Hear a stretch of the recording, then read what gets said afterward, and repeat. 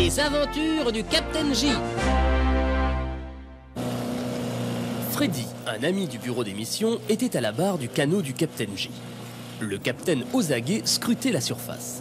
Là, dans sa longue vue, il venait d'apercevoir les bateaux-tests. Ces bateaux, tout à fait révolutionnaires, devaient permettre au Captain J de repérer l'endroit précis où l'eau de la Seine était pompée. Merci beaucoup!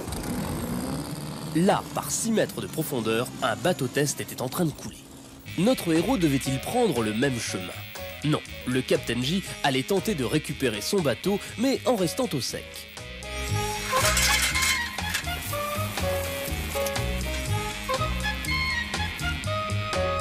Première étape, le dégrillage. Le Captain J ne le savait pas encore, mais cette sorte de râteau sous-marin permet de retenir les objets flottants de grosse taille qui auraient pu être aspirés dans la Seine. L'eau poursuit son chemin et passe ensuite dans un second tamis qui enlève les objets plus petits, comme le bateau-test par exemple. Alors voyons, l'eau de la Seine était pompée, elle traversait 2 systèmes de filtres, le Captain J avait bien compris. Il se trouvait dans une unité de production d'eau potable, la station de Morsan-sur-Seine, sa mission pouvait commencer. Captain J, bienvenue. Voici votre matériel de contrôle. Oh, une nouvelle valise, un nouveau casque. Ah, Isabelle, je vous laisse préparer le véhicule. Le Captain J était maintenant prêt à contrôler la chaîne de traitement, c'est-à-dire les différentes étapes qui allaient transformer l'eau de la Seine en eau potable.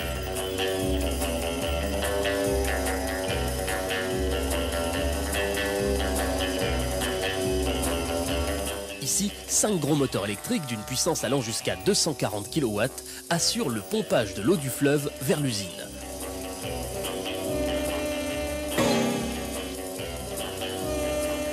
À tout moment, il est possible de prélever des échantillons pour analyse.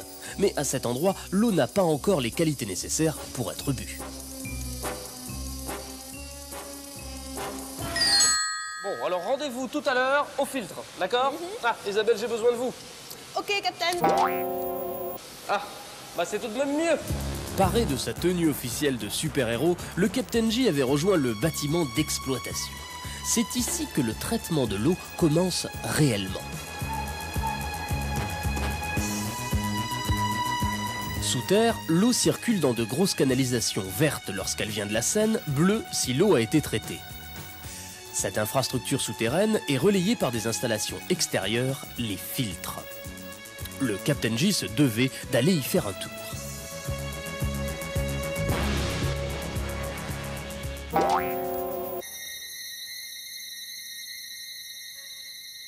Chaque bassin dans lequel l'eau va séjourner quelque temps est un filtre.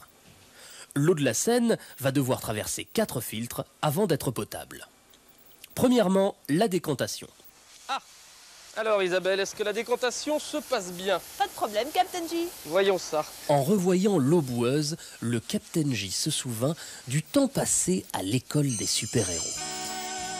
Son professeur de physique lui avait montré qu'en mélangeant de la boue et un sel d'aluminium, on pouvait faire coaguler les particules de très petite taille en suspension dans l'eau qui la rendent impropre à la consommation.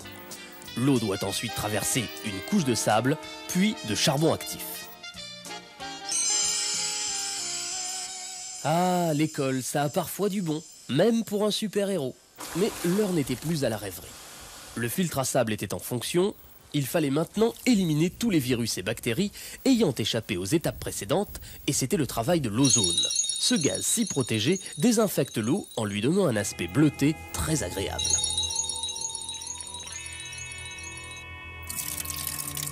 Hep, hep, Captain, ce n'est pas parce que l'eau est bleutée qu'on peut pour autant la boire.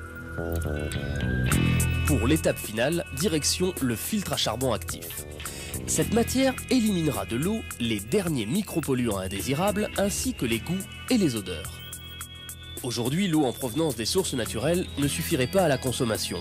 80% de l'eau potable des grandes villes nous est fournie par le traitement de l'eau des fleuves. Le Captain J devait maintenant se livrer au test final, goûter l'eau enfin potable. L'eau J était excellente. N'hésitez pas à faire de même, il y a de grandes chances pour que l'eau J coule également chez vous.